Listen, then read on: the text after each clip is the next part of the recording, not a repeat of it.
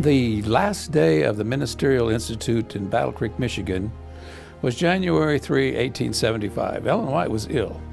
In fact, they thought she should be in the sanitarium because they were afraid that her bad cold would turn into pneumonia. But James White didn't want her to go to the sanitarium. He wanted the people at the Ministerial Institute to be able to hear her. And so he called several of the ministers, leading ministers, to their home to pray for Ellen White. And they did pray, and she was given a vision, and she was healed. They later went to the meeting. They went to the dedication of the Battle Creek College the next day. When she came out of that vision on the evening of the 3rd, though, he asked her if she wanted to tell what she'd been shown. She said, no, not right now. But sometime either the next day or a few days later, we're not quite sure when, she began to share a little bit about the fact that she had been shown publishing houses around the world and the mission work growing. And her husband said, do you remember any of the countries? And she said, no, I don't. Oh yes, she said, I do remember the angel said Australia. So 10 years later, Elder Haskell, S.N. Haskell, decided to go help fulfill that part of the vision. And he went as our first missionary, one of our first missionaries to Australia. Now, the interesting thing about that vision, even more so than the angel said Australia, was that 10 years later, Ellen White was called to Europe as a missionary. And she lived in Europe from 1885 to 1887, and most of that time, her headquarters was in Switzerland, though she traveled around to several other countries while she was there.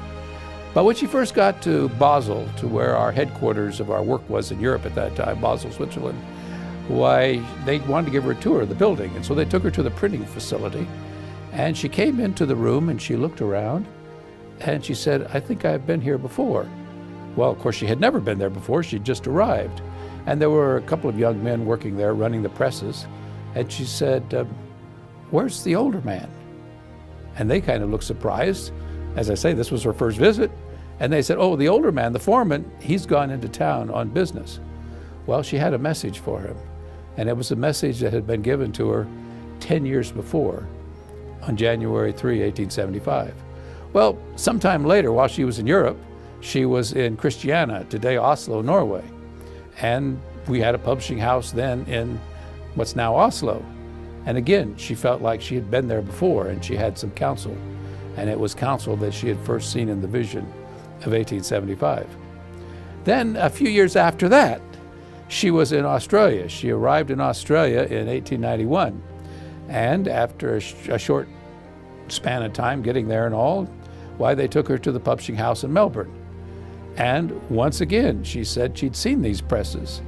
And once again, it was from that same vision in 1875. And she had some counsel for them that had been given to her now 16 or so years before. So when God speaks to a prophet, sometimes it's counsels on things that have happened in the past so we can learn lessons. Sometimes it's for things that are going on right now so we can have counsel on how to do things better. And once in a while, it's like this vision, the counsel was given way in advance. And we then, when we hear about the stories, we can know that God is actually speaking through this prophet because of the miraculous way the messages have come.